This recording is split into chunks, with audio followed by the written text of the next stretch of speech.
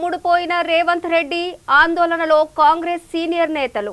పాముకు ఎంతటి స్వచ్ఛమైన పాలు పోసి పెంచినా చివరికి అది కాటేస్తే వచ్చేది విషమే తప్ప పాలు కాదు అన్నట్లు అధికారం కోసం స్వార్థం కోసం ఎమ్మెల్యేలను ఎమ్మెల్సీలను కొనే సంస్కారం ఉన్న అనుముల రేవంత్ రెడ్డిని నమ్మితే పార్టీ ఆగమవడం తప్ప బాగుపడటం ఉండదని వాపోతున్నారు కాంగ్రెస్ పార్టీకి చెందిన సీనియర్ నేతలు.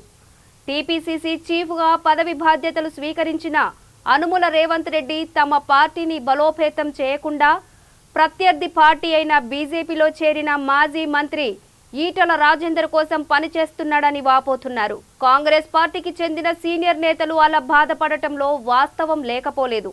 ఎందుకంటే కాంగ్రెస్ పార్టీనే టీఆర్ఎస్ పార్టీకి ప్రత్యామ్నాయం.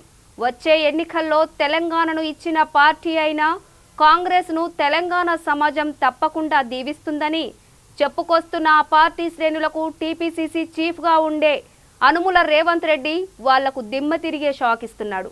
హుజూరాబాద్ అసెంబ్లీ నియోజకవర్గ ఎమ్మెల్యేగా ఈటల రాజేందర్ రాజీనామా చేసిన కొన్ని రోజులకే అనుముల రేవంత్ రెడ్డి మాట్లాడుతూ హుజూరాబాద్ ఉప ఎన్నికల్లో ఈటల రాజేందర్ గెలుపును ఎవరూ ఆపలేరు, ఈ ఉప ఎన్నికల్లో ఈటల గెలవడం ఖాయమని అప్పట్లో చేసిన సంచలన వ్యాఖ్యలతో కాంగ్రెస్ శ్రేణులు అయోమయంలో పడ్డారు.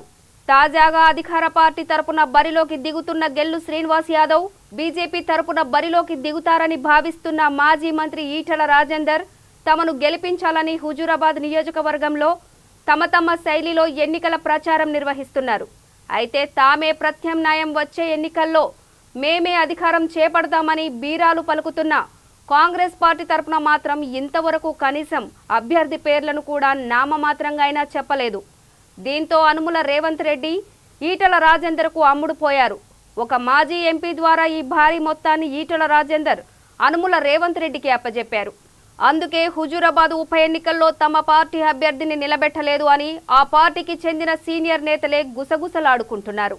ఒకవేళ కాంగ్రెస్ తరపున అభ్యర్థిని నిలబెట్టాల్సి వస్తే ఈటల గెలుపుకు సహకరించే విధంగా డమ్మీ అభ్యర్థిని రేవంత్ రెడ్డి నిలబెడతాడని ఆ పార్టీలోనే నేతలే బహిరంగంగా వ్యాఖ్యానిస్తున్నారు. అయితే ఇది అంతా టీఆర్ఎస్ పార్టీని ఓడించాలనే బలమైన కారణంతో అనుముల రేవంత్ రెడ్డి ఈ కుట్రలకు తెరతీశారని రాజకీయ వర్గాల్లో వినిపిస్తున్న టాక్.